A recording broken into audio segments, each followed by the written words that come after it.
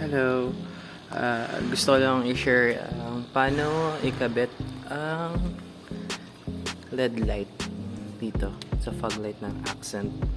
So, bali, ang balak ko ay magkaroon ng ilaw banda dito. Itong ilaw na to. Susundan ko. Titingnan natin kung ganda ang pagka-installation natin. Ito ang nakita ko at nabili ko sa Shopee. I guess gagana ito dahil na-test na rin ito eh. So bali dalawa ang circuit niya at dalawa ang wires niya. Hirap buksan ng isang line. Bali ito.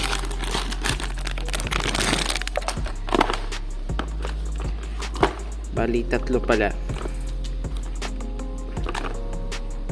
One for ground, black is always for ground, red for active, and yellow for signal. Okay, so let's see kung makakabit nga natin to. So, para matanggal ang hood, ang bumper, I mean, ito ay tatanggalin. Tapos may clip dito.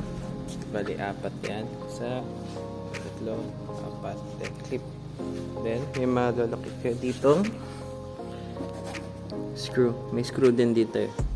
Bali isa lang yan, kabilaan sila.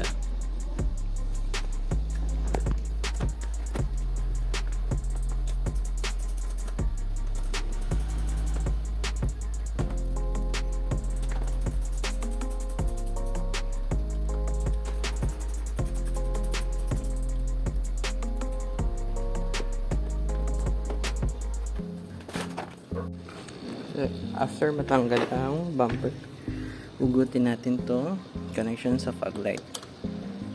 Isa, dalawang connection yan. Wow.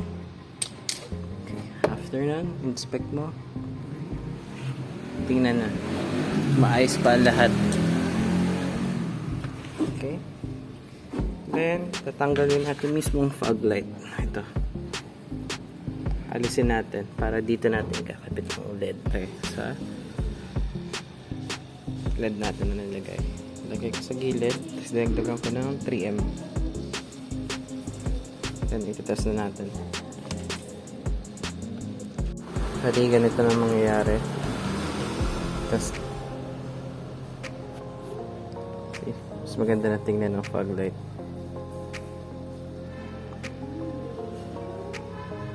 So, bali, ito magiging result na. Testing.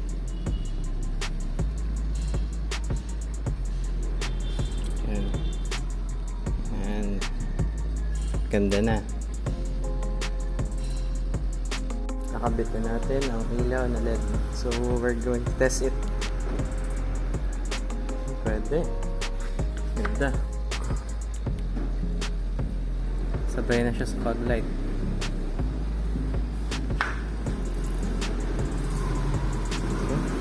So, ang ginawa ko para pagkabit dito is obviously yung negative, ito yung black.